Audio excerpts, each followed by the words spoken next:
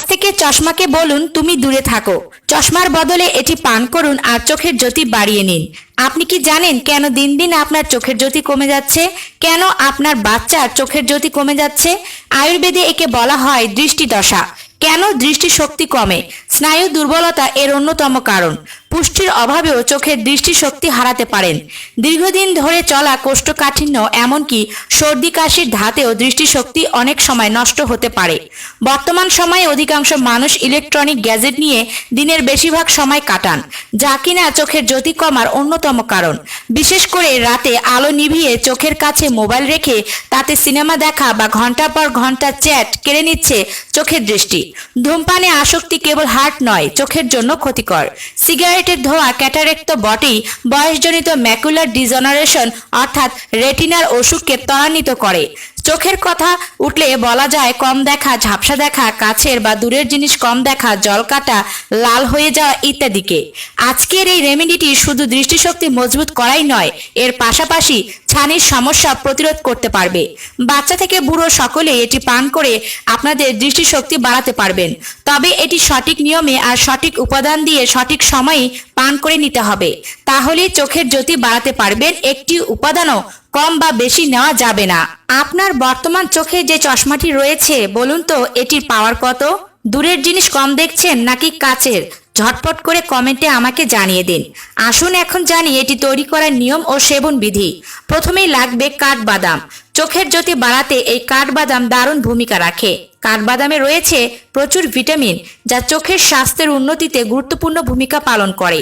যদি চশমা ব্যবহার করতে না চান, তাহলে আজ থেকে কাঠবাদামকে আপনার প্রতিদিনের খাদ্য তালিকায় যুক্ত করুন।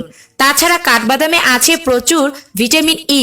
গবেষণা জানা গেছে যে নিয়মিত পর্যাপ্ত পরিমাণে ভিটামিন ই সমৃদ্ধ বাদাম খাওয়া বয়স সম্পর্কিত ছানি গঠন প্রতিরোধ করতে সাহায্য করে। এরপর লাগবে মৌরি। মৌরিকে অনেকে চিনেন না, অনেকে জিরা বলেন। এটিকে অনেকে মৌরি, গুয়া মৌরি, পান মশলা, মিষ্টি মশলা নামেও চিনে থাকেন।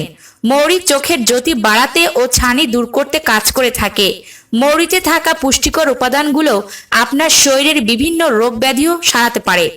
এছাড়াও মৌরি কৃমি, কাশি, বমি, শুল ও বায়ুনাশ দূর করতে কার্যকরী। পুরুষের স্পাম কাউন্ট বাড়ানো থেকে ঘনিষ্ঠ হওয়ার ক্ষমতা বাড়ায় মৌরি। মৌরিতে রয়েছে প্রচুর পরিমাণে ভিটামিন এ। এটি আমাদের দৃষ্টিশক্তি উন্নত করে। আপনি আপনার প্রতিদিনের খাবারে 1 থেকে 2 চা চামচ পরিমাণ অন্তর্ভুক্ত করতে পারেন মৌরি।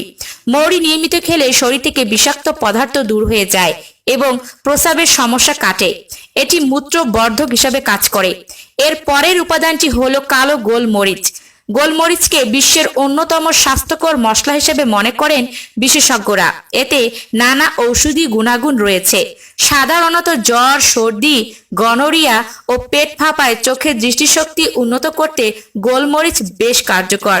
তাছাড়া কোষ্ঠকাঠিন্য, ক্ষুধামন্দা, রক্ত অল্পতা, দাঁতের রোগ, ডায়রিয়া ও হৃদরোগেও উপকারী গোলমরিচ। শরীরের তাপমাত্রা বজায় রাখতে সাহায্য করে এটি। গোলমরিচে প্রচুর অ্যান্টিঅক্সিডেন্ট রয়েছে। শরীর থেকে বিষাক্ত পদার্থ দূর করতে সাহায্য করে এটি। আর্থ্রাইটিস, হাঁপানি এবং ডায়াবেটিস সহ বিভিন্ন সমস্যা সমাধান করতে পারে এই মশলা। শেষ উপাদানটি হলো মিশ্রি। এটি হলো তাল মিশ্রি। তাল মিশ্রিও শরীরে অনেক উপকার করে। তাছাড়া এই উপকরণটিকে মিষ্টি স্বাদ দিতেও আমরা এটি ব্যবহার করতে পারি।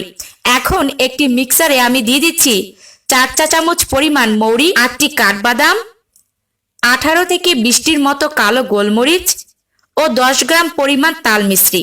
এবারে এটি গুঁড়ো করে নিচ্ছি। দেখুন গুঁড়ো করা হয়ে গেছে। এবারে একটি গ্লাসে হালকা কুসুম গরম দুধ নিয়ে নিতে হবে। এই দুধে 1 চামচ পরিমাণ এই দৃষ্টিশক্তি বৃদ্ধি করার গুঁড়ো বা পাউডার দিয়ে ভালোভাবে মিশিয়ে এটি পান করে নিন। আর বাকি গুঁড়ো বা পাউডার কাচের কোনো জারে ভরে নর্মাল ফ্রিজে রেখে দিবেন। এখানে আমি যে পরিমাণে উপকরণগুলো নিয়েছি তাতে এটি 5 থেকে 6 দিনের মতো যাবে। আপনারা এভাবে তৈরি করে কাচের জারে ঢাকনা দিয়ে ঢেকে ফ্রিজে রেখে এটি 5 থেকে 6 দিন সেবন করতে পারবেন। এটি আপনারা রাতে ঘুমানোর আগে পান করবেন। টানা 1 মাস আপনাকে এটি পান করে যেতে হবে। এইভাবে সঠিক নিয়মে যদি পান করেন, তাহলে একসময় দেখবেন আপনাকে আর চশমা ব্যবহার করার প্রয়োজনই পড়ছে না। চোখে বয়সজনিত রোগ ছানিও পড়বে না। ভিডিওটি কোন এলাকা বা জেলা থেকে দেখলেন কমেন্টে জানাতে পারেন। উপকারী মনে হলে শেয়ার করুন। সকলেই ভালো থাকুন। ধন্যবাদ।